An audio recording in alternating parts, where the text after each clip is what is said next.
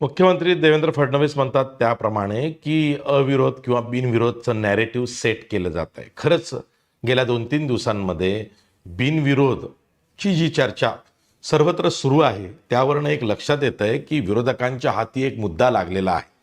आणि का लागू नये की ज्या संशयास्पदरित्या सत्ताधारी पक्षाचे 60हून अधिक नगरसेवक हे बिनविरोध झालेले आहेत, त्याआधी नगराध्यक्ष बिनविरोध झालेले आहेत, तर त्यामुळं एक संशय असा होतो की खरंच विरोधी बाकावरती किंवा इतरत्र अर्ज बाद करणे किंवा अर्ज दाखल करण्यापासून त्यांना नाकारणे, जसं की राहुल नार्वेकरांचं जे प्रकरण आहे ज्यातनं व्हिडिओ व्हायरल झालेला आहे, तिथे तर त्या प्रभागामध्ये 3 वॉर्डांमध्ये उमेदवारांना, जे विरोधी उमेदवार आहेत त्यांना टोकन देऊन त्यांनी पैसे भरूनही त्यांना उमेदवारी अर्ज दाखल करू दिले गेले नाही.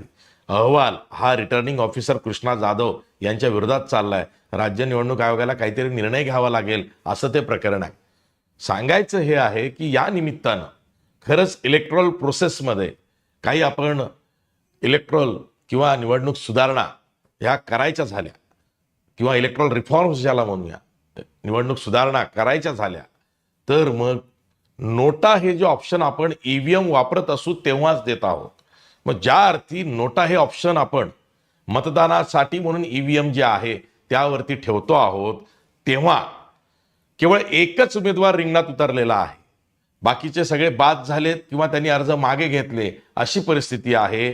तेव्हा त्या एक उमेदवाराला नोटाच्या विरोधात भिडवून जर का मतदान करून घेतलं तर तो जो मतदार राजा आहे त्याला त्याचा मतदानाचा हक्क बजावता येईल. पण केंद्रीय निवडणूक आयोग असेल, राज्य निवडणूक आयोग असेल, त्यांच्या एकूणच नियमावलीमध्ये हा नियमच नाहीये.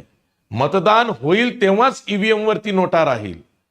आणि यासाठीच म्हणून शिवखेडा हे सुप्रीम कोर्टात जनहित याचिका दाखल करून गेले की नोटाला तुम्ही काल्पनिक उमेदवार माना, पर्याय मानू नका. आणि या काल्पनिक उमेदवाराला जर का एकच कोणी उमेदवार जो सजीव आहे, म्हणजे तो जिवंत उमेदवार आहे, पण तो एकच उरलाय, त्याला बिनविरोध करू नका, त्याला या काल्पनिक उमेदवार नोटाशी भिडवा आणि मग बघा. आणि तिथे जर का नोटा जिंकला तर मग तिथे निवडणूक प्रक्रिया पुन्हा पहिलेपासून दुसऱ्यांदा राबवा, पुन्हा अर्ज येऊ द्या आणि मग निवडणूक घ्या, असं म्हणणं आहे त्यांचं जनहित याचिकामध्ये. त्यावरती केंद्रीय निवडणूक आयोगाला स्पष्टीकरण सुद्धा सुप्रीम कोर्टानं मागितलं होतं, पण ती केस रखडलेली आहे, खटला प्रलंबित आहे.